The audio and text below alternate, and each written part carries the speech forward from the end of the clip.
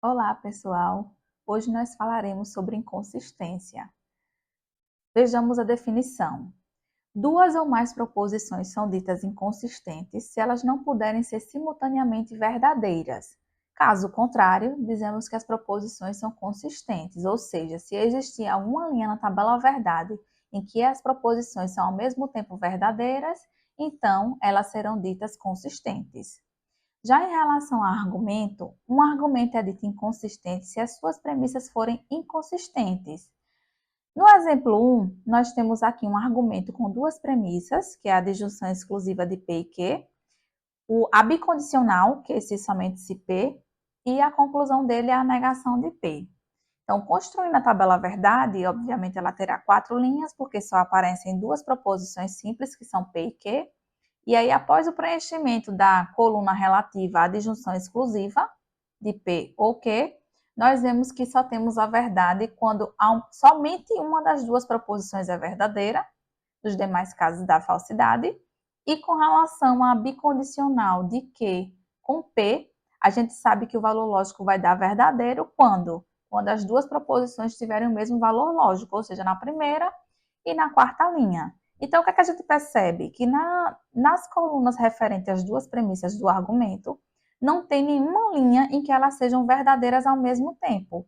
Então, por isso, o argumento é dito inconsistente. No exemplo 2, eu tenho aqui um conjunto com 3 proposições que nós mostraremos que essas proposições são inconsistentes. Vejamos a tabela verdade. Bem, aqui a gente já tem 3 proposições simples envolvidas, que são P, Q e R. Então, a tabela verdade vai possuir 8 linhas, certo? E aí eu começo preenchendo a coluna relativa à condicional, se Q, então P. O que é que a gente percebe? Que só vai dar a falsidade quando Q for verdadeira e P for falsa. Eu tenho isso acontecendo em quais linhas? Eu tenho isso acontecendo na quinta e na sexta linha, que dá a falsidade. O restante, a condicional é sempre verdadeira. Com relação à disjunção, aqui é a disjunção inclusiva, de P com R, a gente percebe que ela vai dar verdade quando ao menos uma das duas proposições for verdadeira. Então, só temos a falsidade quando as duas forem falsas. Então, eu tenho isso em quais linhas? Na sexta linha e na oitava linha acontecendo, certo? Só que eu quero a negação dessa disjunção. Então, eu pego a coluna anterior, onde tem verdade se torna falsidade, onde tem falsidade se torna verdade. E para preencher a última coluna referente à terceira proposição dada do exemplo 2, no enunciado, eu tenho aqui a disjunção de Q com R. Ou seja, a gente já sabe que a disjunção inclusiva ela é verdadeira quando ao menos uma das duas proposições é verdadeira, né? Então, só dá a falsidade quando as duas forem falsas. Isso vai acontecer em quais linhas? Vai acontecer na quarta linha e vai acontecer na oitava linha. Então, o que é que a gente percebe? Deixa eu apagar até aqui essa setinha referente a P de junção R. Por quê? Porque nossas premissas são que, se Q, então P, a negação da disjunção de P com R e Q de junção R. Então, eu tenho que olhar para essas 3 colunas que estão com a setinha indicando e verificar se tem alguma linha em que elas são verdadeiras ao mesmo tempo. Mas se vocês prestarem atenção, não tem nenhuma linha em que as 3 proposições sejam verdadeiras ao mesmo tempo. Ou seja, essas proposições são inconsistentes, tá certo? Por quê? Porque não existe nenhuma linha na tabela verdade em que elas sejam simultaneamente verdadeiras. Uma observação é a seguinte: a gente pode mostrar que um conjunto de proposições é inconsistente, deduzindo do seu conjunto uma contradição do tipo uma proposição, conjunção, sua negação. Por quê? Porque para isso ser verdade, eu teria que ter uma proposição sendo ao mesmo tempo verdadeira e falsa, só que a gente sabe que isso não pode acontecer. Então, utilizando as regras de inferência e as equivalências notáveis que aprendemos em sala de aula, dá para se demonstrar quando um conjunto de proposições é inconsistente utilizando essas regrinhas e equivalências notáveis. Vejamos aqui no exercício 1. Eu tenho aqui quantas proposições? 3. Eu tenho P de junção não Q, eu tenho a negação da condicional de Q com R e tenho a condicional se P, então R. Mostraremos que essas três proposições são inconsistentes, deduzindo uma contradição, tá certo? Então, vamos lá. Comecei enumerando uma linha para cada proposição, então, tenho aqui as três primeiras linhas, passei um traço horizontal para poder sair concluindo a partir das regrinhas que a gente já conhece, né? Então, o que é que a gente percebe? A gente percebe que na linha 2 eu tenho a negação de uma condicional.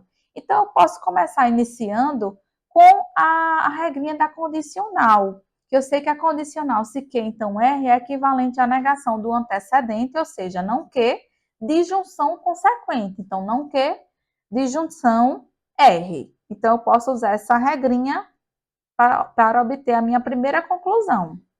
Então, na linha 2, usei a condicional. A negação permaneceu. Por quê? Porque agora eu vou ter que negar uma disjunção. Então, eu posso usar a regra de De Morgan na linha 4. Então, quando eu uso a regra de De Morgan na linha 4, o que é que eu vou obter? Negar uma disjunção, a gente já sabe que vai dar o quê? A gente vai negar cada proposição envolvida e trocar a disjunção pela conjunção. Então, eu tenho a dupla negação para quê? Conjunção, negação de R. O que é que eu posso fazer agora? Eu posso utilizar a dupla negação em quê, né?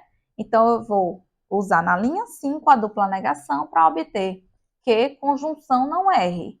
E agora? Agora, o que é que eu posso fazer? Eu posso usar a simplificação. Eu posso obter tanto o Q quanto não R, porque eu tenho uma conjunção na linha 6. E é o que nós iremos fazer.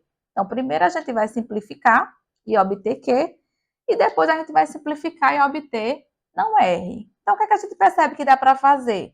Se vocês verem, na linha 3 eu tenho uma condicional se P, então R, e na linha 8 eu tenho a negação do seu consequente, que é a negação de R. Então, dá para usar o quê? Modus tollens, e obter quem? A negação do antecedente da condicional. Então, ficaria a negação de P.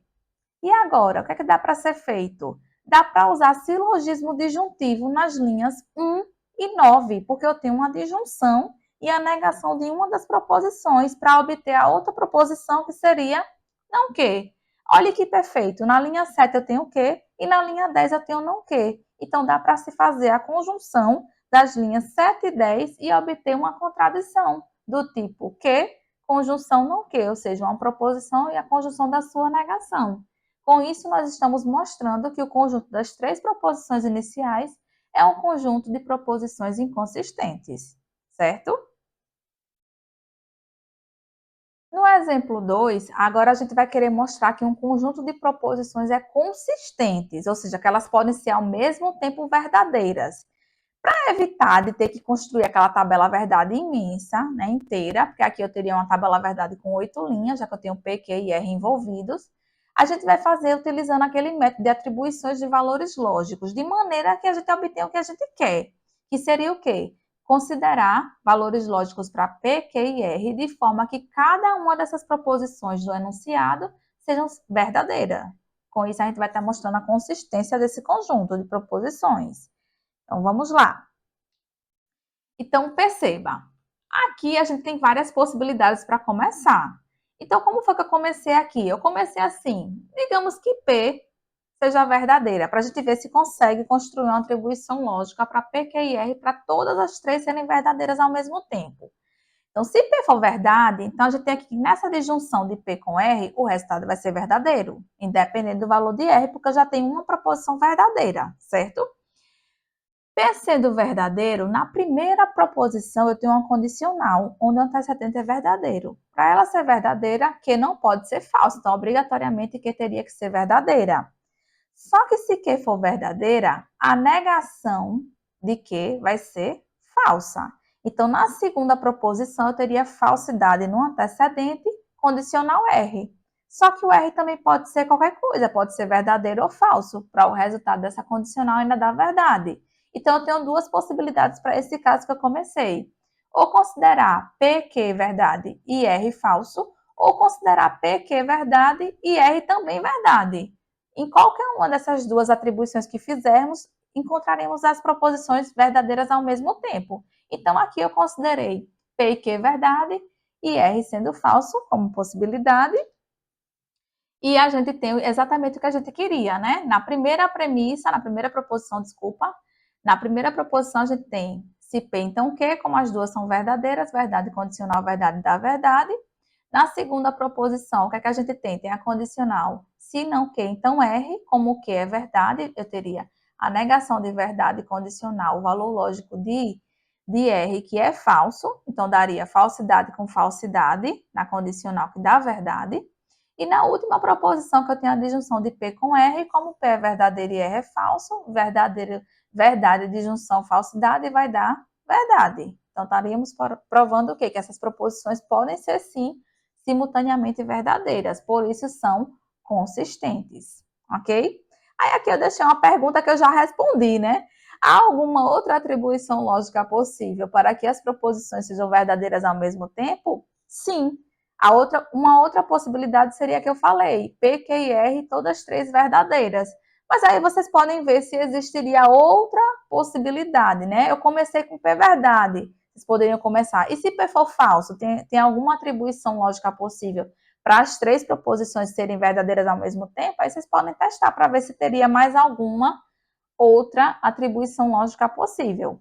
Mas para mostrar a consistência, basta exibir uma atribuição lógica possível para cada proposição simples envolvida, de tal maneira que as três proposições sejam ao mesmo tempo verdadeiras, certo?